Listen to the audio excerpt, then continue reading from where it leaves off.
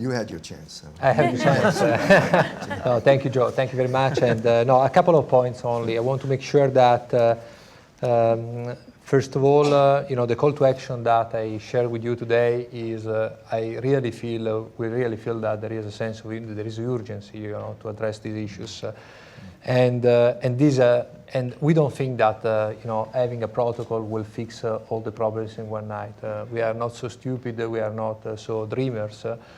But it is like you may remember that it was 20 years ago. Okay, I think it was 20 years ago that we had first the Rio summit and then the Kyoto Protocol on the environment. Everybody, the environment was becoming a problem, but the environment was not in the agenda of the political leaders. From that moment on, it becomes a key topic.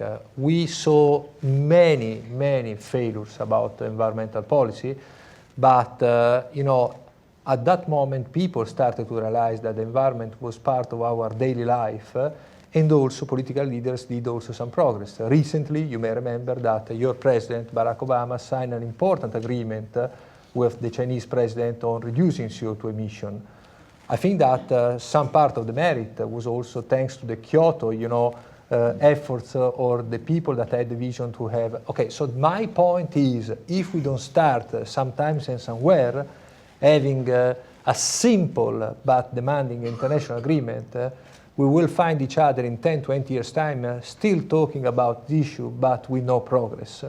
So that's the reason why we are preaching to have an international protocol. And so that is why we are preaching that also US, that is facing exactly the same problem that I was talking before, will be an active part of that protocol. Okay, Chairman Joe, let me make a final comment because Ellen said something which is absolutely true. And by the way, see, this is not only a public responsibility; it's a private public responsibility. It's an everybody responsibility. In fact, Ellen said that the change of the system starts with us as people, as consumers, because every day we decide,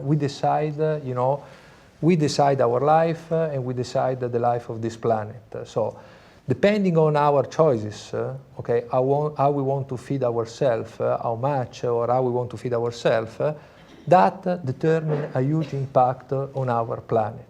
Okay, so before I made an example about food waste. Open the fridge tonight and check. There is no need to buy too much or to eat too much.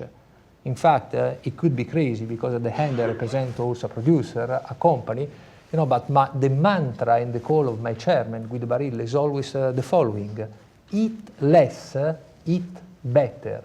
So we need having people eating less food and more quality food.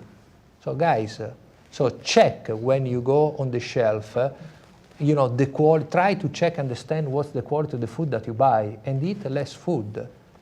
So it's simple as that. If you do that, you reward a positive system, and you will benefit because, God blessing, you will be living longer and better, but also the planet will benefit. And probably the positive operator will be rewarded. So the change starts with each of us, but then we need also, the active involvement of the political leaders. So that's my point.